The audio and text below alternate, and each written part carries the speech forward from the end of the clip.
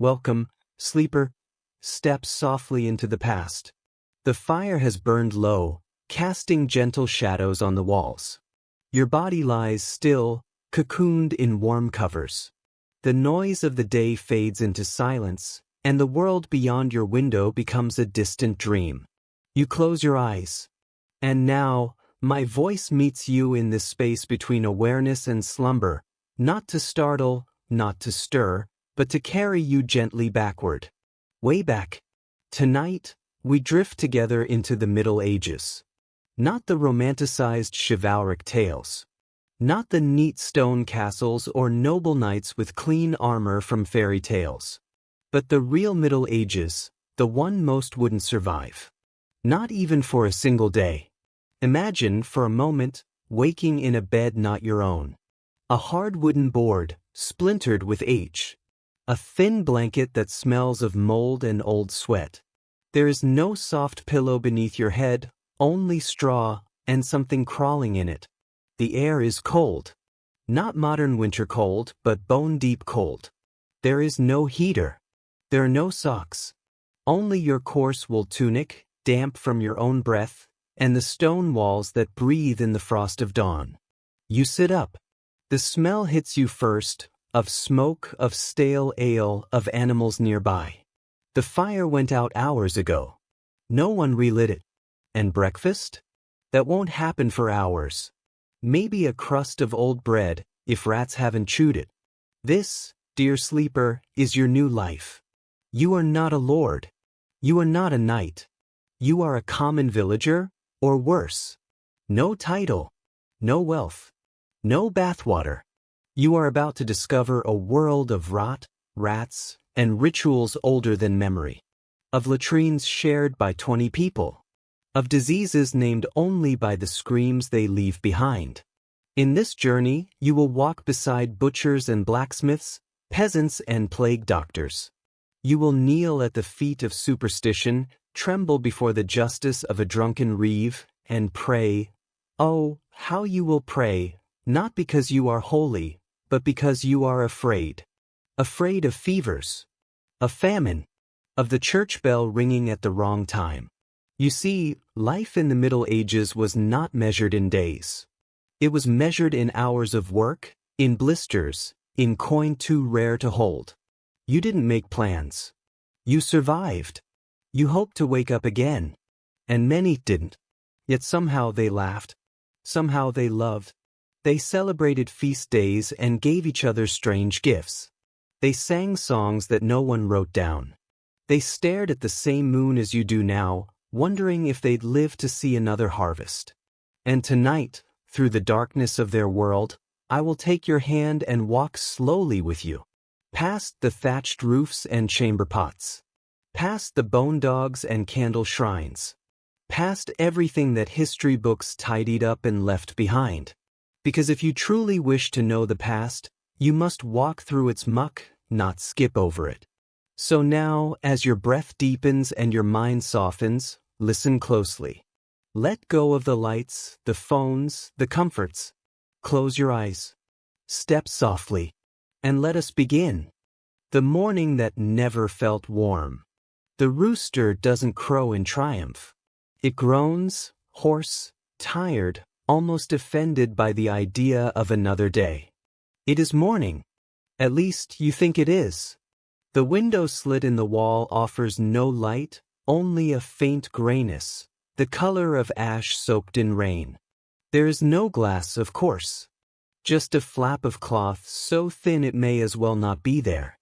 Cold seeps in as easily as breath, and every bone in your body aches with the weight of the night. You didn't sleep so much as survive the darkness.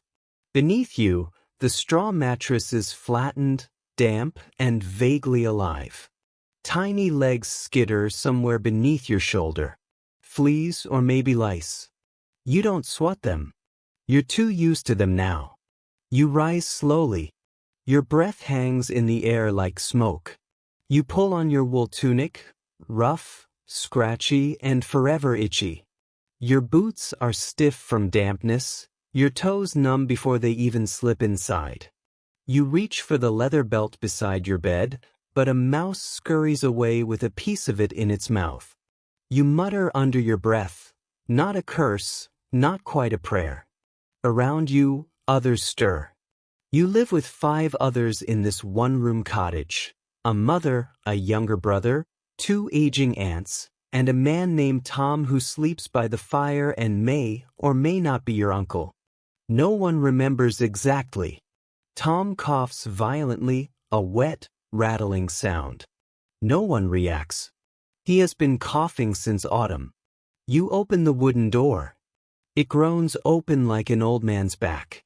And then the morning greets you, not with sunlight, not with songbirds, but with mud. The path outside your home is not a road. It is a trough of sludge. Horse dung, pig droppings, rainwater, and something darker.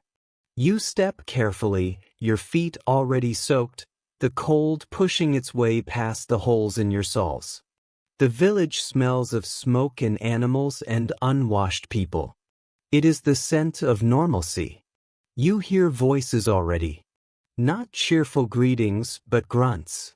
Laborers heading to the fields. Children carrying buckets of water heavier than their arms can bear. A dog snarls at a chicken. The chicken escapes. For now. You pass the smithy. Its forge is cold. The blacksmith died 2 nights ago. Some say it was his heart. Others say it was the fever. Either way, his tools sit silent. His wife wails softly from within. No one stops to offer comfort. Grief is a luxury. You move on. At the village square, a cart has arrived. It carries salted fish, cabbage, and a body. Wrapped in linen, stiff as stone. He died yesterday. He will be buried later, if the priest is sober. You do not speak. You do not look long. Death is part of the day as much as the sky or the dirt. You fetch water from the well. The crank is stiff. The bucket is cracked. The water is cloudy. You drink it anyway. Everyone does. You glance up at the church bell. It hasn't rung yet today. That's good. It means no new announcements. No executions. No sermons. Just another day. And yet, you feel it in your bones. Today will not be easy. But then again, none of them are. There are no mornings in the medieval village that feel warm. Only ones that feel less cruel. Breakfast without bread. There is no hunger like the kind you wake up with in the Middle Ages. It's not a craving.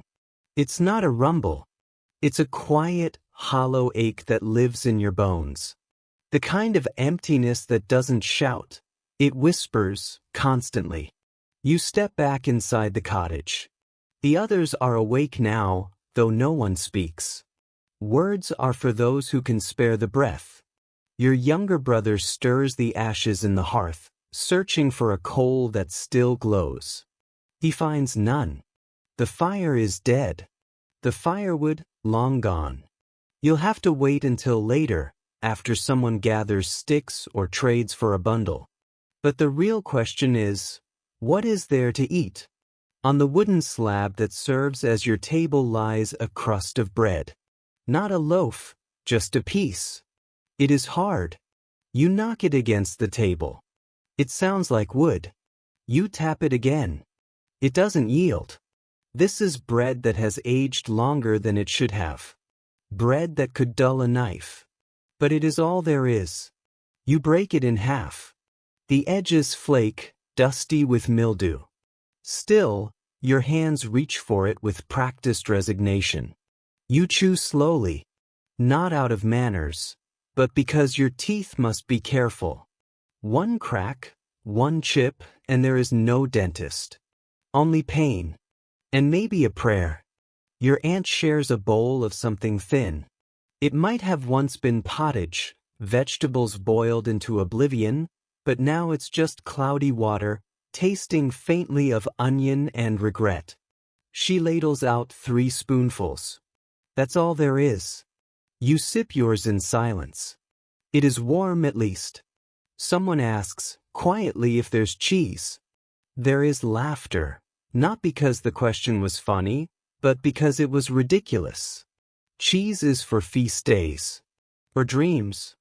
The morning air still bites. You wrap your cloak tighter. It's little more than patched wool, full of holes. But it is yours. And that is something. You look at your family, faces pale from the long winter, eyes sunken from a lifetime of effort. No one is smiling. No one ever smiles in the morning here. There is nothing to look forward to except the next task. The chickens have not laid. The goat, thin from winter, gives barely a stream of milk. You try not to think of food anymore. Hunger is a part of you now, like breath. And yet, no one complains. Because complaining doesn't make the bread softer. It doesn't bring the fire back to life. It doesn't fill the pot. It only wastes what little strength you have left for the day. So you rise. You wipe your mouth with your sleeve. There is work to do. And work is the only thing that stands between you and deeper hunger. The village path of filth and feet. You step outside again.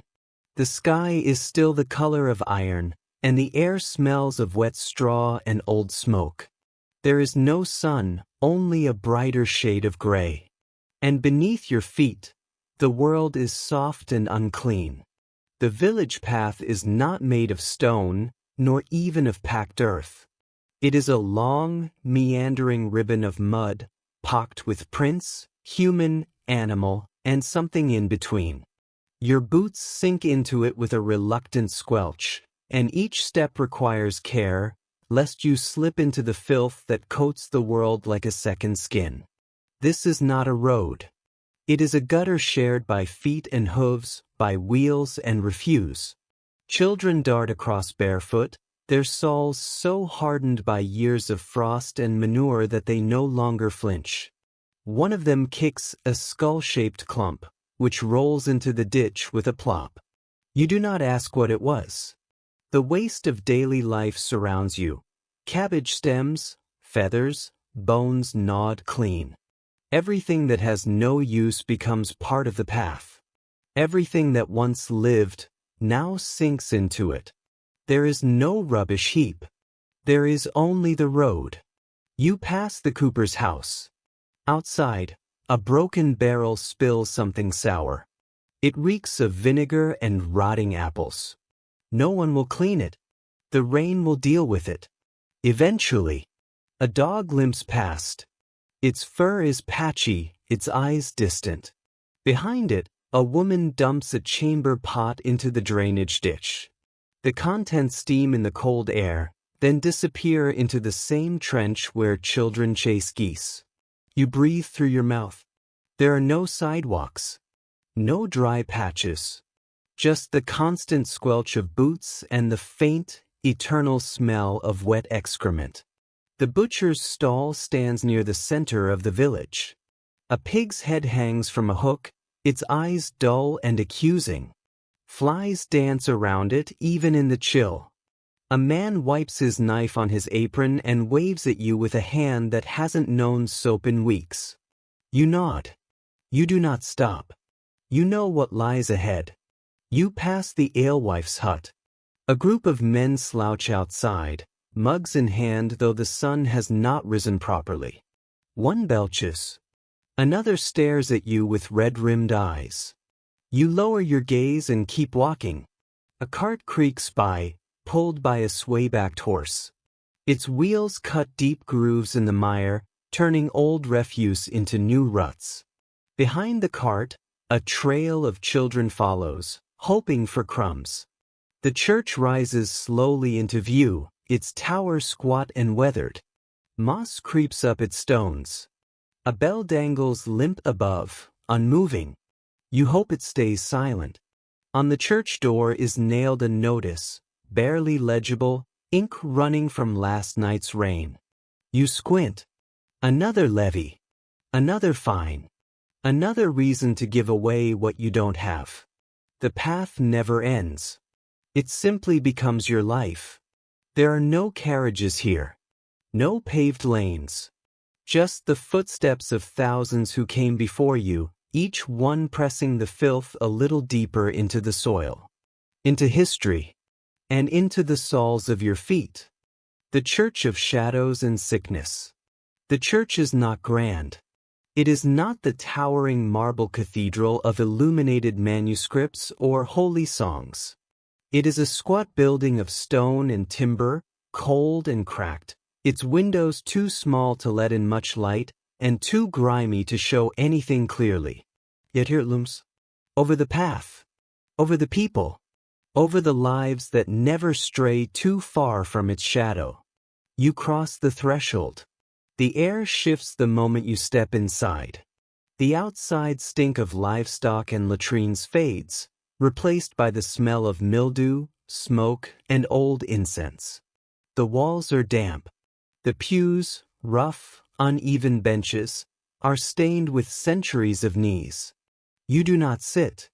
You keep your head low. A few others linger in silence. No one speaks above a whisper here. Not because it is sacred, but because it is watched. The priest enters from a dark archway, robes dragging slightly on the stone. His face is hollow, his beard stained with something that might once have been wine. He mutters in Latin, though few here understand more than a syllable. But no one asks questions. Questions are dangerous. He sprinkles holy water on a woman's forehead. Her eyes are closed, her skin pale. Some say she's been cursed. Others say it's just the winter sickness. Either way, this is the only help she'll receive. A blessing and a nod. Behind the altar stands a wooden crucifix, roughly carved, splintered along the arms. A candle flickers beneath it. Its wax has run down in thick drips, pooling on the floor like melted bone. You step further in. To your left is the village tithe chest, an iron box, half rust, half wish. You are expected to give, though you have nothing. You drop in a pebble, hoping the echo sounds like a coin. The priest doesn't look. Or maybe he pretends not to. In the far corner lies a man. Shaking. His skin is blotched with blue. His breath rattles, shallow and wet. He was brought here because there is nowhere else to take him. There is no hospital, no medicine, only hope, and this place. Some call it sanctuary. Some call it tomb. A bell tolls once, but long cold. Someone murmurs a prayer. You do not join. You are not sure who would be listening, or if listening is something that even matters anymore. You walk back toward the door, and as you pass beneath the heavy beam of the entrance, you glance upward, just briefly, and see the ceiling is full of spiderwebs. Ancient, unmoved, like the rest of this place. The church does not offer comfort. It offers only silence. Of rotting teeth and hollow stomachs. Your teeth ache again this morning. Not with sharp, sudden pain, but with a dull, persistent throb. A background noise beneath your thoughts. A reminder that something inside your mouth is slowly dying. You touch your jaw. It feels hot. Swollen. You know what this means. You've seen it before in others. How it begins with a twinge and ends with fever, swelling, and silence. You glance around at the others in the square. No one smiles. No one opens their mouth too wide. Because behind every set of lips here is a battlefield. Teeth are not white here. They are yellow, brown, cracked, jagged. Children lose them early.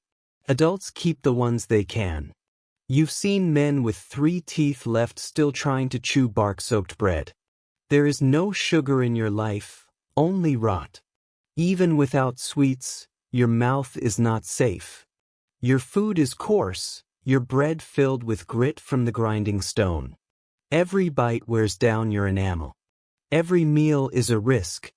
There is no toothbrush, no salt rinse, no antiseptic, no dentist. Only the knife. the bone pliers, the bottle of mead. You once watched a man have a tooth removed in the square. 2 friends held him down. The barber surgeon pulled, twisting and grunting. There was no precision, only force. The tooth came free, but so did part of his gum. He screamed. The crowd barely looked up. You don't want that to be you. Not yet. So you chew slowly, carefully. You chew with the side that hurts less. But hunger does not wait for pain to pass. Your stomach growls again, louder now. Insistent. You haven't eaten since the crust of bread this morning. You might not eat again until tomorrow. You've worked all day and the pot at home is still empty. You think of meat, of warm broth, of something soft and filling. But there's none.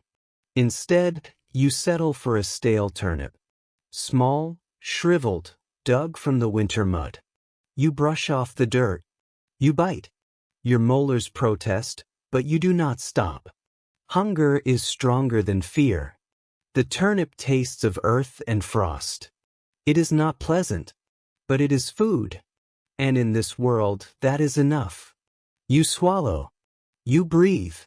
And you pray, silently to no one in particular, that the pain in your jaw will not spread tonight. That the swelling will go down. That you will sleep, and not wake to fever. Or worse, not wake at all. The sickness with no name. It always begins the same way. Not with a scream. Not with a collapse. But with silence. At first, it's just a cough. A dry, weak rasp that slips into conversation unnoticed. A clearing of the throat. A slow breath. But it stays. It clings. And then, it begins to deepen. Tom, who sleeps by the hearth, is coughing more than usual this week. You hear it at night, long after the embers have faded. A wet sound. Not from the lungs, but from somewhere deeper, like a rope being dragged through soaked cloth. By the 4th day, he can't sit up on his own. His skin has lost color, drained to a waxy yellow-gray, and beads of sweat appear on his forehead even though the air in the cottage is bitter cold. He shakes.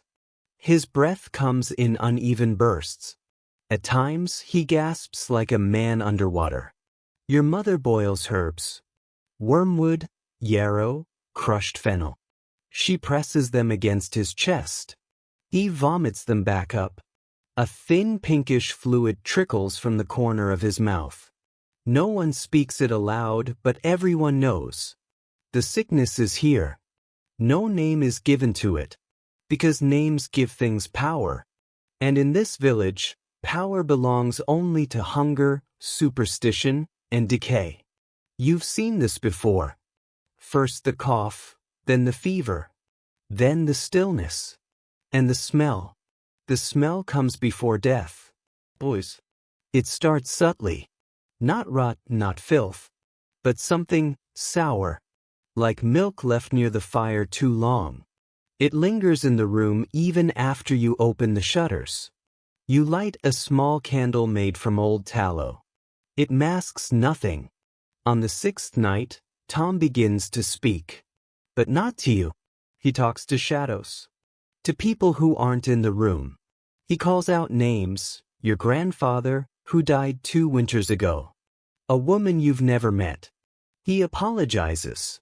He begs. He laughs. Then he cries. And then, silence. You kneel beside him. His chest rises, slowly. Then falls. Then rises again. Then doesn't. You stay there a moment, unsure whether it's happened yet. Then your mother enters and sees. Her expression does not change. She pulls a rag from the wash basin, gently covers his face, and says, "He waited. Now he's gone." You expect mourning, but there's no time for it. She stands, wipes her hands on her apron, and simply says, "Tomorrow we dig." The air that morning is thick, not with fog, but with the weight of what must be done. No one speaks of Tom. No one dares to. Death is too common to be special, and too close to be feared out loud. It sits in the corners like mold, like damp, like silence. It waits for everyone eventually, and in this village it doesn't wait long. You wake early, before the rooster crows. Not because you want to, but because you haven't really slept. Every time you closed your eyes, you saw him. Not as he was, but as he looked in his final hour, gasping, wet-lipped, and no longer entirely present. Your mother is already dressed. She ties a scarf around her head, wraps her shawl twice, and opens the door with the same calm she uses when fetching water. No words. Just motion. She doesn't cry. She hasn't for years. She carries a bundle of rags. His cloak. You know what it means. You and your younger brother carry the body on a makeshift bier, 2 split fence posts nailed to a door you tore off the henhouse. Tom's body is wrapped in his cloak and tied with twine at the ankles and neck.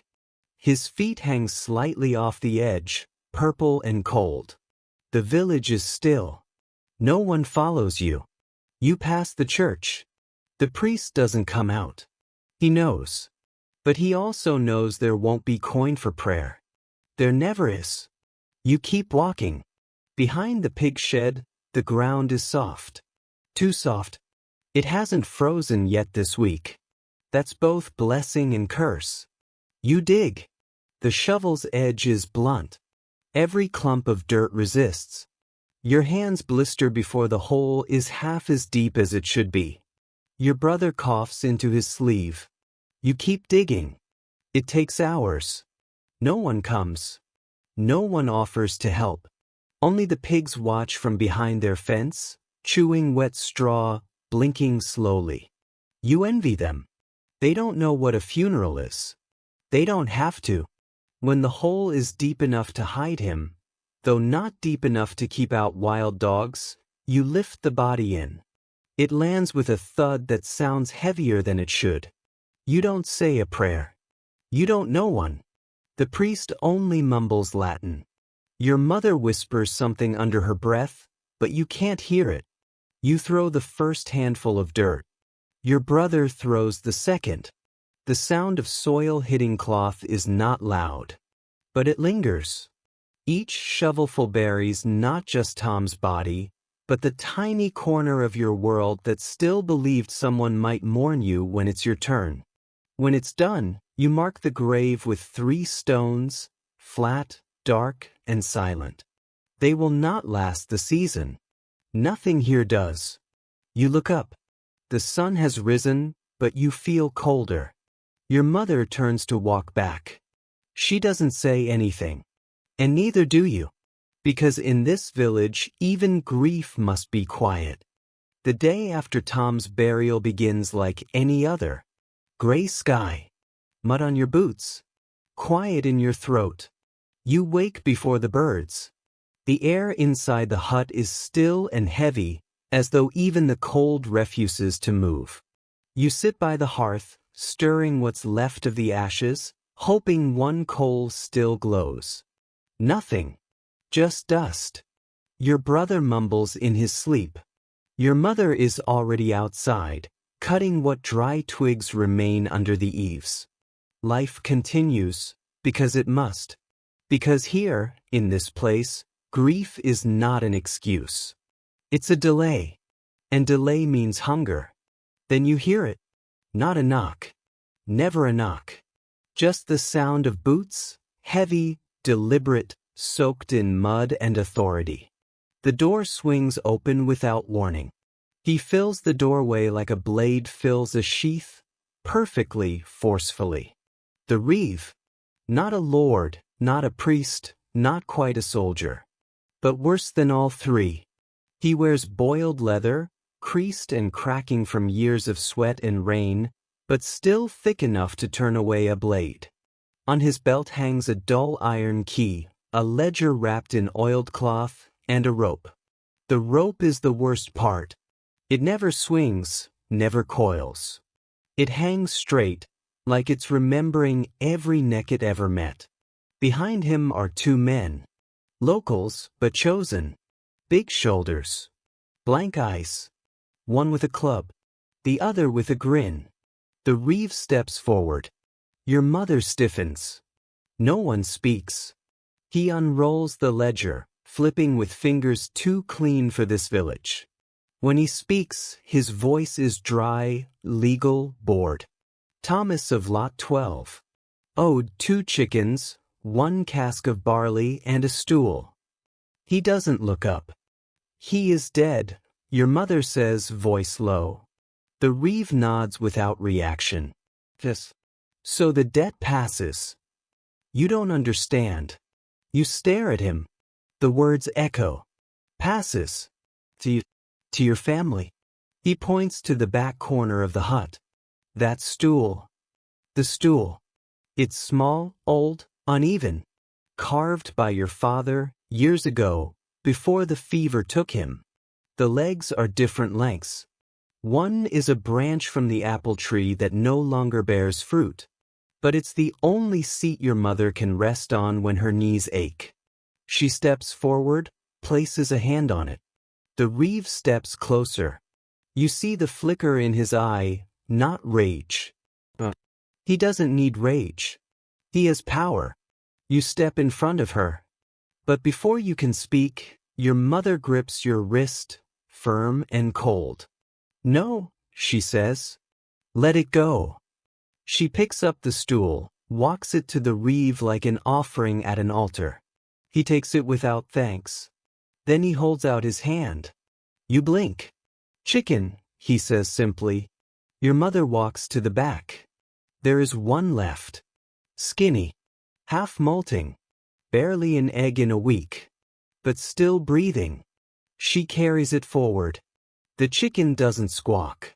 It knows. Somehow it knows. The reeve ties its legs with a practiced motion, then hands it to one of the silent men. The man hooks it to his belt like game. Then the reeve turns to go.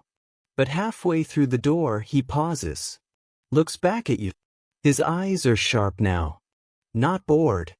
Not cold. Sharp, like glass under skin. Next time, he says, you pay before the grave. Then he's gone. The 2 men follow. One laughs. The rope swings a little behind him, like it too is laughing. You stand in silence for a long time. The hearth is still cold. The stool is gone. The chicken is gone. And somehow, even death is no longer an escape. The day after Tom's burial begins like any other. Gray sky. Mud on your boots. Quiet in your throat. You wake before the birds. The air inside the hut is still and heavy, as though even the cold refuses to move. You sit by the hearth, stirring what's left of the ashes, hoping one coal still glows. Nothing. Just dust. Your brother mumbles in his sleep. Your mother is already outside, cutting what dry twigs remain under the eaves. Life continues, because it must. Because here, in this place, grief is not an excuse. It's a delay. And delay means hunger. Then you hear it. Not a knock. Never a knock. Just the sound of boots, heavy, deliberate, soaked in mud and authority. The door swings open without warning. He fills the doorway like a blade fills a sheath, perfectly, forcefully. The reeve. Not a lord, not a priest, not quite a soldier. But worse than all 3. He wears boiled leather, creased and cracking from years of sweat and rain, but still thick enough to turn away a blade. On his belt hangs a dull iron key, a ledger wrapped in oiled cloth, and a rope. The rope is the worst part. It never swings, never coils. It hangs straight, like it's remembering every neck it ever met. Behind him are 2 men. Locals, but chosen. Big shoulders. Blank eyes. One with a club. The other with a grin. The reeve steps forward. Your mother stiffens. No one speaks. He unrolls the ledger, flipping with fingers too clean for this village. When he speaks, his voice is dry, legal, bored. Thomas of Lot 12. Owed 2 chickens, 1 cask of barley, and a stool. He doesn't look up. He is dead, your mother says, voice low. The reeve nods without reaction. So the debt passes. You don't understand. You stare at him. The words echo. Passes. To your family. He points to the back corner of the hut. That stool. The stool. It's small, old, uneven. Carved by your father, years ago, before the fever took him. The legs are different lengths. One is a branch from the apple tree that no longer bears fruit. But it's the only seat your mother can rest on when her knees ache. She steps forward, places a hand on it. The reeve steps closer. You see the flicker in his eye, not rage. He doesn't need rage. He has power. You step in front of her. But before you can speak, your mother grips your wrist, firm and cold. No, she says. Let it go. She picks up the stool, walks it to the reeve like an offering at an altar. He takes it without thanks. Then he holds out his hand. You blink. Chicken, he says simply. Your mother walks to the back. There is one left. Skinny. Half molting. Barely an egg in a week. But still breathing. She carries it forward. The chicken doesn't squawk. It knows. Somehow it knows. The reeve ties its legs with a practiced motion, then hands it to one of the silent men. The man hooks it to his belt like game. Then the reeve turns to go. But halfway through the door he pauses. Looks back at you. His eyes are sharp now. Not bored. Not cold. Sharp, like glass under skin. Next time, he says, you pay before the grave. Then he's gone. The 2 men follow. One laughs. The rope swings a little behind him, like it too is laughing. You stand in silence for a long time. The hearth is still cold. The stool is gone.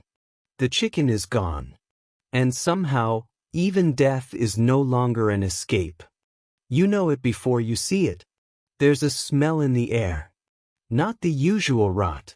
Not the familiar scent of wet hay or pig dung or the sour tang of unwashed bodies. This is different. Sweet, but sickly. Like meat that once held promise. You follow it through the square. By now, everyone else is pretending not to notice. But the dogs are whining. The crows are circling low. And the butcher's door is wide open. You step closer, hesitant. And then you see it. A barrel. Split at the side.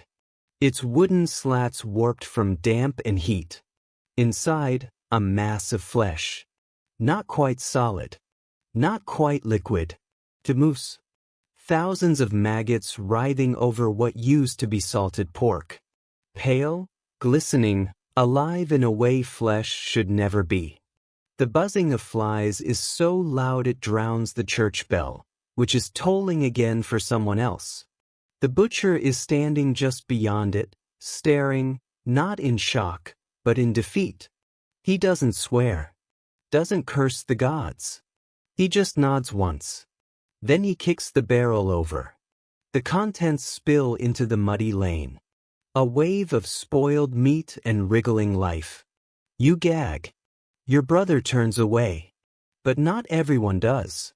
A girl, thin, no older than 10, rushes forward with a cracked wooden bowl. She picks through the mess, barehanded, pulling out a chunk that looks less green than the rest. She tucks it into her tunic like treasure. You watch. And no one stops her. Because she's not the only one.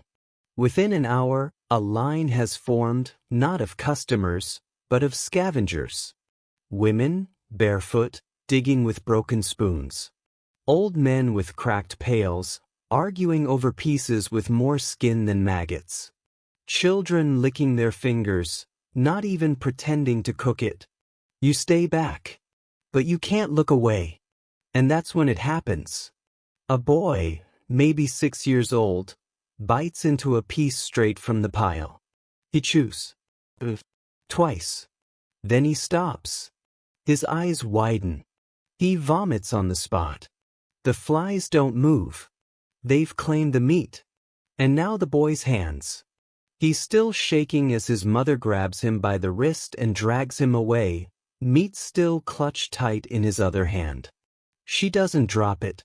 No one does. That night, your mother boils water, just water, and adds a handful of leaves. No bread. No broth. No salt. You sip it slowly. Your lips tremble. Your brother's stomach growls like thunder. He asks, "Would it be bad if I had taken some?" You don't answer. Because the truth is, you thought about it. You still are. And in that moment, as you lie down to sleep, the image returns. The meat squirming. The girl smiling. The flies feasting. And you wonder, not when you'll eat again, but when you'll stop caring what you eat at all. It began in the night. Not with thunder. Not with wind. Just a steady patter, light, almost polite at first. Then heavier. Then cruel. By morning, the world had turned into water. You woke to the sound of dripping. Not from the roof, you were used to that. But from the ceiling beam above your sleeping mat. A slow, rhythmic drop that had pooled into the corner and soaked your blanket. It was cold enough already. Now it was wet too. You rose, the air thick with smoke that couldn't rise because the thatch above was soaked through. Everything smelled of mildew and old breath. You stepped outside, hoping for air. There was none. Only rain. It felt like it had never stopped. Like it had always been falling, even when you weren't paying attention. It wasn't the kind of storm that came with drama. It wasn't violent. Just constant. Indifferent. The path outside the hut was no longer a road. It was a stream. Thin, brown water rushed past your ankles, carrying chicken feathers, old straw, and something darker. The pigs had stopped moving. Even they knew better. They stood in the muck, their eyes glazed, rain streaking their hides like tears on statues. You looked up. The sky was low, gray, unmoving. It pressed down on everything, not with weight but with weariness.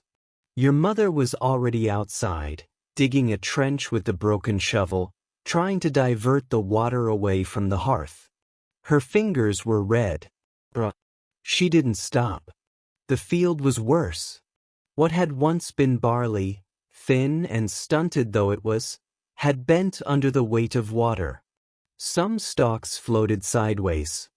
Others had disappeared entirely beneath standing pools of murky gray. The thatched roofs across the lane sagged. One had already caved in. The family inside hadn't come out yet. You wondered if they were still breathing. No one spoke. Rain drowns more than fields. It drowns conversation. It drowns warmth. It drowns hope. The church bell didn't ring. Maybe the rope was too wet. Maybe the priest was. Maybe death itself had decided it had taken enough this week. You stood beneath the broken awning near the well, watching a rat try to swim its way out of a bucket. It failed. Behind you, a door slammed. A baby cried. The Reeves house, of course, stood untouched. Higher ground. Better timber. Slate tiles instead of straw. His windows glowed faintly. Yours wept. At midday, your brother tried to collect kindling. Everything was soaked. Even the roots. The fire inside your hut gave one last hiss, then died. You all sat in the dark. By evening, your feet were wrinkled from standing in your own flooded floor. The chickens roost inside, not because you invited them, but because they knew where death was driest. Your mother tried to joke, once.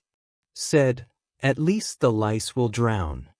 But no one laughed, because you'd seen lice crawl out of the dead before. At night, you tried to sleep on damp straw with a soaked blanket clinging to your back like a second skin. The rain didn't slow, didn't pause. It whispered against the roof like a voice you couldn't ignore. A voice that said, "This will not end." And you believed it, because that's what rain was in your world. Not a blessing, not a cleansing, but a slow, wet reminder that even the sky could turn against you. The rain had not stopped. It had been 2 nights since the sky turned into a slow, endless leak. Your feet had not been dry since. Neither had your firewood. The cottage smelled of wool, rot, wet earth, and something else. You noticed it first while lying on your side, staring at the low ceiling. The fire had long gone out. Your breath misted in the dark. Your mother's shallow breathing was steady. Your brother twitched in his sleep. But something else moved. At first you thought it was the rain, then the wind, then your imagination. But no, there it was again. A creak. Not above. Below. You froze. The floor beneath your mat was not true floor, just packed dirt covered with planks, most of them warped or broken. Some parts had gaps wide enough for cold air to snake through. But this sound wasn't wind. It was closer. You pushed yourself up slowly, quietly. A single step and the wood groaned beneath your heel. You paused. Waited. Heard it again. Fresh. You crouched beside the mat, pressed your ear to the floor. There was no mistaking it now. Something was beneath the house. You lit a stub of tallow candle, the last one you hadn't traded. The flame flickered wildly in the damp air, casting shadows that moved faster than you liked. Your brother stirred but didn't wake. You moved to the corner, the softest patch of dirt. The spot where the boards had loosened from decades of rain and settling ground. You pulled at them with numb fingers until they gave with a soft snap. The smell hit you first, but fresh.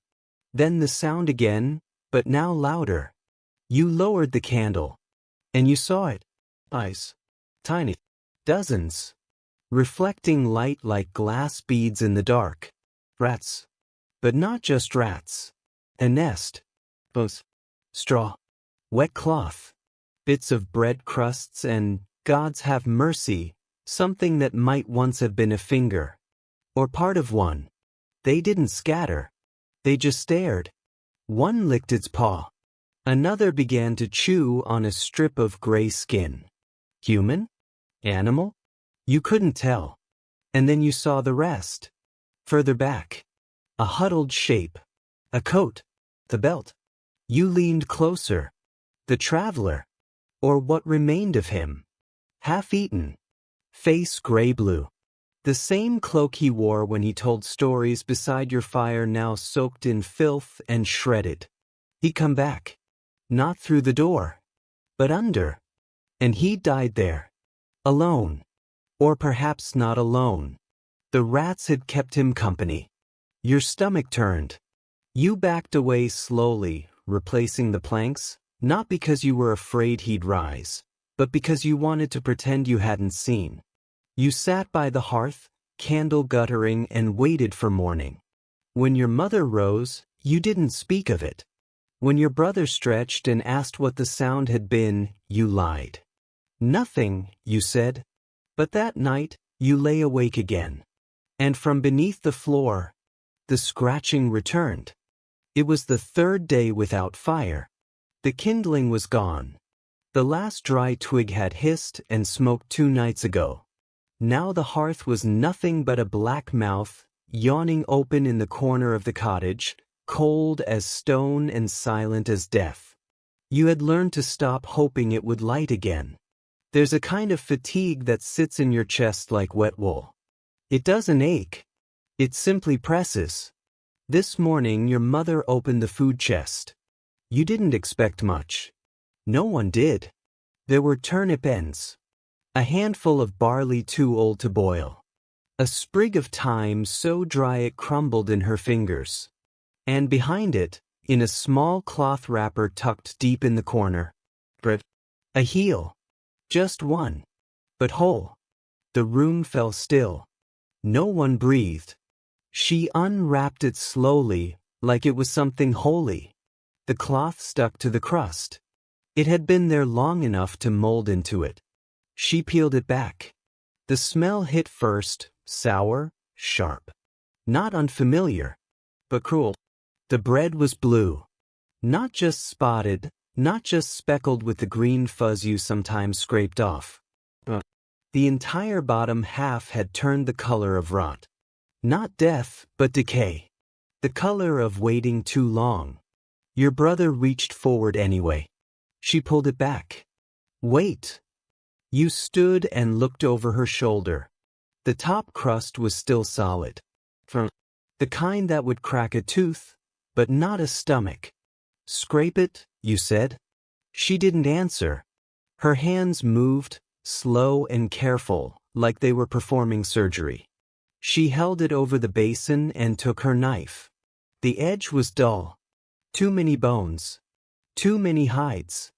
Not enough sharpening stone. She scraped. First the mold. Then the crust beneath it. Then the bread. More and more until almost nothing was left. A child's fist worth. Less maybe, but it was still bread. She broke it in half. Gave one to you. One to your brother. She didn't take any. You told her to. She shook her head. You sat in the corner with your piece cupped in both hands. It was damp. Cold. Crumbly. But it smelled like something close to memory. Not a feast. Not even a meal. But resistance. And for a moment, just one moment, it felt like defiance. You took the first bite. It tasted like dust, but also like survival. And that, for now, was enough. That night, your brother got a rash around his mouth. Your stomach churned, but held. You told yourself the bread was clean. You told yourself it wasn't poison. But in the dark, as the wind pushed against the walls and the rats stirred under the floor, you swore you heard something inside you turning blue too. It was the first morning the bell rang in 3 days. The sound came suddenly, slicing the wet silence like a knife drawn across old rope. But, unhurried, you paused with a pot of water halfway to the basin. Your mother looked up from the corner where she was wringing a rag. Even the chickens inside the hut froze, claws sinking into the straw. You all listened. One chime. Then another. Then nothing. That was the rule. 1 for a warning. 2 for the dead. 3 for something worse. This was 2. Your mother set the rag down. Your brother asked who it was. She didn't answer. No one ever said the name out loud, not when it was death. Naming the dead too soon brought them back, the old women used to whisper. And no one had room in their hut for ghosts. Later, you saw the priest in the square. He wore the same robe as every other day, only darker with damp. His sandals squelched through the mud as he made his way toward the church tower. A group of villagers trailed behind him, none speaking. You and your brother followed, though your mother didn't. She just said, "Don't look too closely." But you did. You always did. The bell tower rose crooked against the gray sky. Moss covered the base, and the upper stones had cracked from years of freeze and thaw. But it still stood. And on this day, there was movement. Near the top, behind the narrow arches, something shifted. A figure leaned briefly into view, then back again. A shape wrapped in shawls. Thin. But moving. "She's still up there," someone muttered near you. You turned. An old man with a twisted spine was staring at the tower, lips tight. "She rang it," he said. "Herself. The woman in the tower. You'd heard whispers of her. Sister Milda. A midwife once. Then a caretaker of the sick. They said she locked herself in the tower after her son died from the winter sickness 2 years ago. Said she never came down. That the priest left bread on the stair for her. That sometimes, at night, you could hear her singing hymns that weren't in any book. And now she'd rung the bell. You watched as the priest disappeared inside the church. The door shut behind him. The villagers stayed outside. No one dared enter. Minutes passed. Then a cry. Human. The door opened again. The priest stepped out, face pale. She's gone, he said. Gone. But no one asked where. Because none of them wanted the answer. You glanced back toward the tower. No figure. No shadow. Only the bell, swaying gently in the breeze. That night you dreamed of her. Standing at the top of the tower, arms outstretched, bell rope in hand. But when she turned, her eyes were hollow, and her mouth was still open, not in song, but in silence. And in your dream, she wasn't alone. There were others behind her. All thin. All barefoot. All watching. When you awoke, the fire still hadn't returned. And the bell hadn't rung again. But now you could hear something else. A thudding. Far off. Like feet on stone steps. And you didn't know if it was memory. Or if she'd come down at last. There was smoke in the sky. You saw it at dawn, hanging low above the northern ridge like the ghost of a fire that hadn't been born yet. It didn't rise. It crawled. Thick and gray, not black like a proper blaze, not white like morning fog. Something between. Something old. Your first thought was foolish. A chimney. Maybe someone in the next village had kindling. Maybe someone had bread. Maybe, somewhere just beyond the hill, life was warmer. But you didn't move. Because no one ever did, not for hope.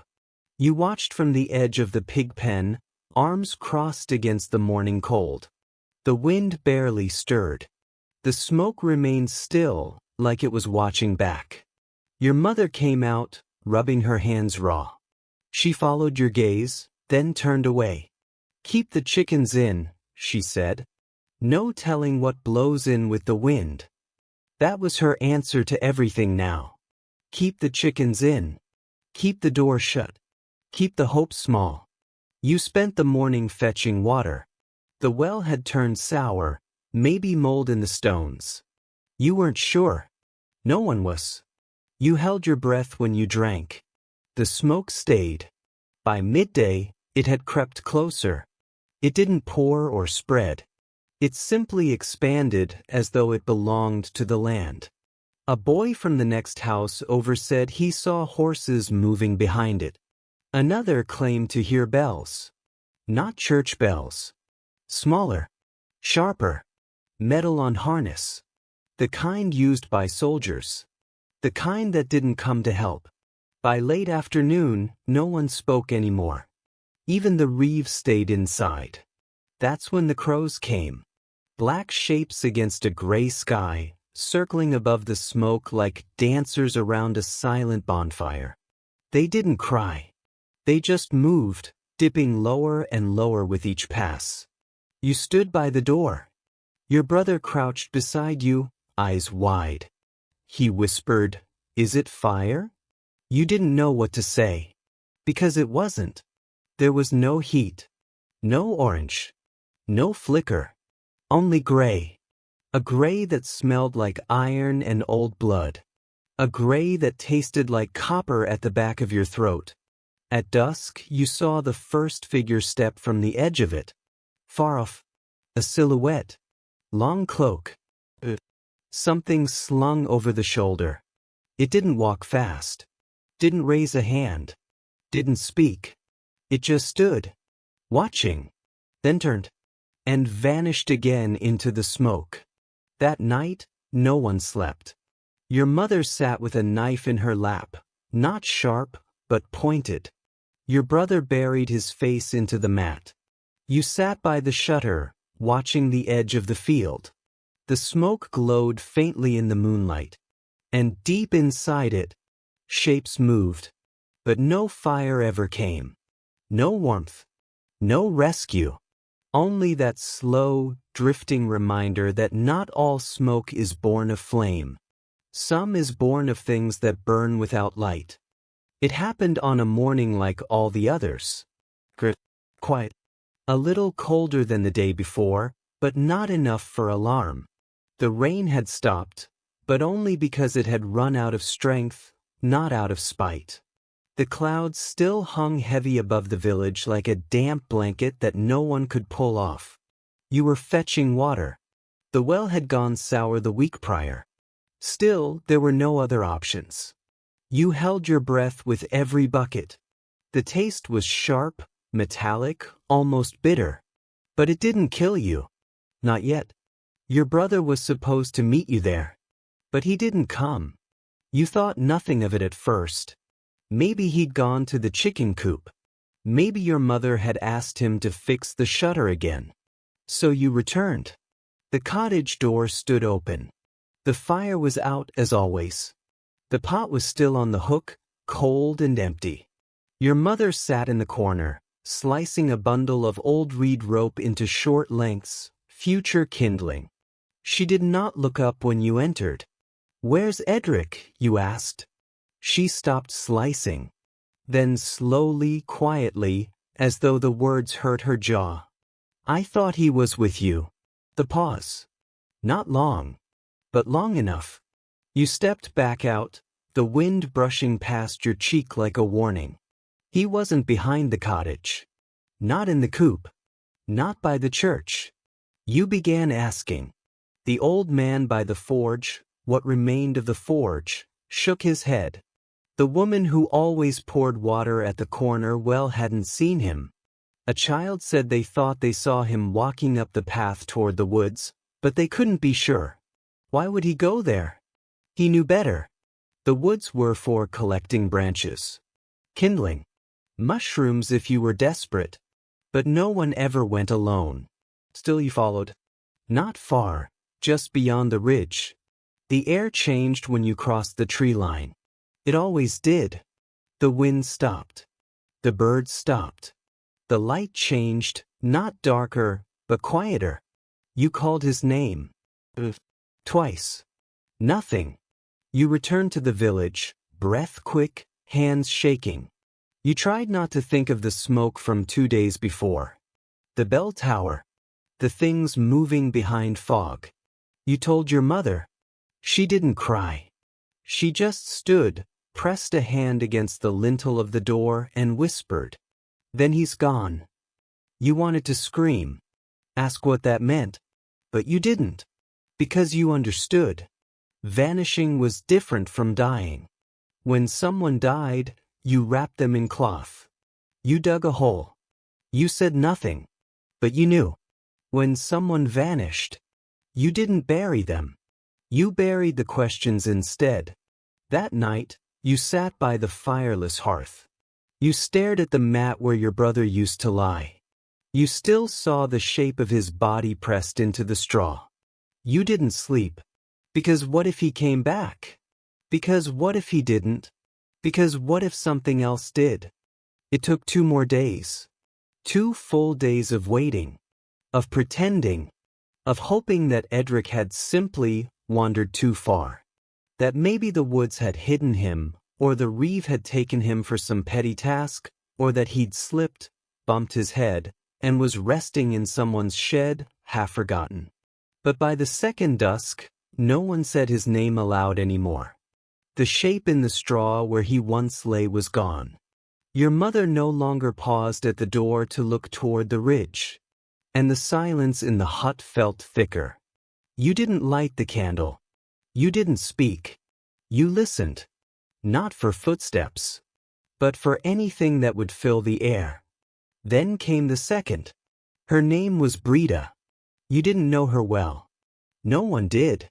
She was small, kept to herself, lived in the last hut before the slope, walked hunched even though she wasn't old. Her husband had died 2 winters ago, and she never spoke since. She tended herbs. Not for trade, no one could afford herbs. Just for herself. For her hands. For control. Every morning she laid out her stalks on a slab of stone by the well. Dried them in rows. 3 across. For down. Always neat. Until one morning, they were still there. Still laid out. Still perfect. But no Brita. At first, no one noticed. A woman by the well said she thought Brita had gone to collect more burdock. A man claimed she'd seen her by the church. The priest said nothing. Then a child came running. Her doors open. You were there when they looked inside. Not ransacked. Not broken. Just empty. The fire had gone out. A single bowl on the table. Still warm. A kettle half full. Water untouched. And her shoes by the door. You stared at them. They were small. Bent from years of turning in the same direction. The left one leaned inward, as if still holding the shape of her foot. But her feet were gone. Your mother closed the door softly. She left, someone said. But it was too clean. No one left like that. No one left with the door open and the fire lit. No one left without their shoes. That night, you lay awake again. And for the first time, you didn't listen for the scratching beneath the floor. You listened for the absence. The hollow that once had sound. And it was growing. The village did not speak of the missing. Not because it was taboo. But because it was easier that way. There is a silence that follows death. A reverent stillness. A space where grief is allowed to sit like smoke on the skin. But what followed disappearance was different. It wasn't grief. It was absence, without explanation, without closure, without even the dignity of ritual. And after Brita vanished, the forgetting began. Not all at once. Not like a knife, but like moss, spreading silently across the wood of every mind, softening the sharp edges of memory. The morning after, her herbs were still drying on the stone. No one touched them. By the second day, the wind had blown them off. Leaves scattered into the well water. A boy scooped them out with a chipped bucket. By the third, her hut's door had been pushed shut by the rain. By the fifth, someone was sleeping in it. No one asked permission. No one protested. Because no one remembered who it belonged to. You did. You remembered her bent shoulders, her quiet hands, her shoes always aligned perfectly by the door. But even you stopped saying her name. Not out of fear. But because you realized no one was listening. Even the priest no longer rang the bell. He stood on Sundays, reciting scripture in a dry, cracked voice. But the names of the vanished were never read aloud. They weren't in the book. They weren't in the ground. They simply weren't. Your mother grew quieter. She used to hum. Nothing joyous, just small sounds while kneading, while boiling water, while brushing dust from corners. But now the air was still. Even the rats moved more carefully. The village children no longer played. They stacked stones. Made lines in the mud. Counted crows.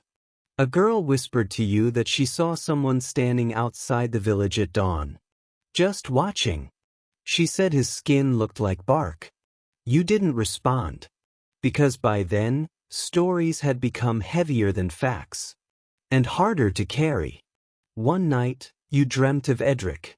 Not whole. Not alive. Just his absence wearing his shape. He stood at the edge of your bed, lips unmoving, eyes wide. And when you woke, you realized something colder than fear. You had forgotten his voice. You remembered the way he ran. The way he cried once when he stepped on a thorn. But not his voice. It had vanished first. And no one had noticed. They had always been there. Up in the air. Watching. waiting. The crows. For weeks now, they'd circled above the village, silent outlines against the dull, rotting sky. At first, they were just birds. Just shadows with wings. Nothing strange about them. The villagers had seen worse than birds. They had buried worse. But crows are not like sparrows. They don't flinch. They don't forget. They hover. They memorize. And then when they're ready, they land. It began quietly, of course. A single one, blacker than coal, larger than it should have been, perched on the crossbeam of the old well. You saw it at dawn, sitting perfectly still, as though carved from pitch. Its eyes were round, still, reflecting nothing. Your mother stepped outside, saw it, and froze. She didn't speak. She didn't look away. She just turned back inside. By mid-morning, there were 3. One on the chapel spire, one on the reeve's fence post, one on the woodpile behind your hut, all facing inward, as if the village were a pit, and they had come to see what had fallen in. The children noticed first. They began drawing them in the mud, rough shapes, circles for eyes, sharp lines for beaks, wings outstretched like knives. They didn't speak as they drew. They didn't explain. Just scratched feathered silhouettes into dirt and stared. Then came the sound. Not loud, not shrill, but constant. Not cawing, not screeching. A clicking, almost like the sound of bone tapping on wood. Repetitive. Familiar in the way fire is to someone who's been burned. You asked the priest. He didn't answer. You asked the butcher. He hadn't spoken in 2 days. Even the reeve had stopped coming out. Someone said he was dead. Someone else said he was just waiting. You hoped he was dead. It would have been cleaner. That evening, you found one perched on the lintel of your door. It didn't move. Didn't blink. You stood there, inches from it, heart in your throat, breath clouding in the air. It didn't flinch. Its eyes met yours. Not with malice, but with certainty. It knew something you didn't. It wasn't here for food. It wasn't here for the dying. It was here for the ones who had already gone. That night, you couldn't sleep. You pulled the shutters tight, stuffed cloth in the cracks, pressed your body against the wall to feel something solid. But all you felt was air. And in the air, that clicking sound. From the roof. From the eaves. From the edge of your dreams. The crows had landed. And they were not leaving. It should have rung. That was the first thing you thought that morning. When you stepped outside and saw the smoke. When you saw the door to the church standing open, wide, like a mouth gasping after too many days of silence. When you looked up and saw the bell still hanging, still unmoving. It should have rung. Because someone had died. You could feel it in your skin, not in your heart, not in your mind. In your skin. The way the air tasted different. Like metal and ash. The way the crows were gone, all at once. No flutter. No scream. Just vanished. Gone like the people. 3 more that night. 3 more gone. No scream. No struggle. No blood. Just gone. And still the bell did not ring. The priest was gone too. You found his robes neatly folded on the altar, and the Bible opened to a page that had no writing on it. Only a black feather laid flat in the center, soaked in something you didn't want to name. There were footprints. Not muddy, not fresh, but blackened, like soot pressed into stone, leading to the tower. Not up. You didn't follow them. You closed the church door. And when you turned back to the square, you realized you were alone. Not just in sound. In presence. The huts were still there. The baskets of half-peeled root vegetables. The buckets of sour water. The straw left out to dry. But the people? were not. Not in their doorways. Not behind their windows. Not even their footprints in the mud. Not anymore. You went home. You sat by the hearth. It had not held fire for days. Maybe weeks. You didn't count anymore. You pressed your back against the cold stones and stared at the mat where your brother used to sleep. It no longer held a shape. You stared at the shutter. And then you heard it. Far. A single tone. Like someone had dropped a hammer onto the world. Not a song. Not a summons. Just a final sound, not from the bell tower. But beneath it, as if the stone had cracked and something inside had been waiting to exhale. You didn't rise. You didn't run. You didn't even close your eyes. Because somehow you knew. It had never been the bell that called the dead.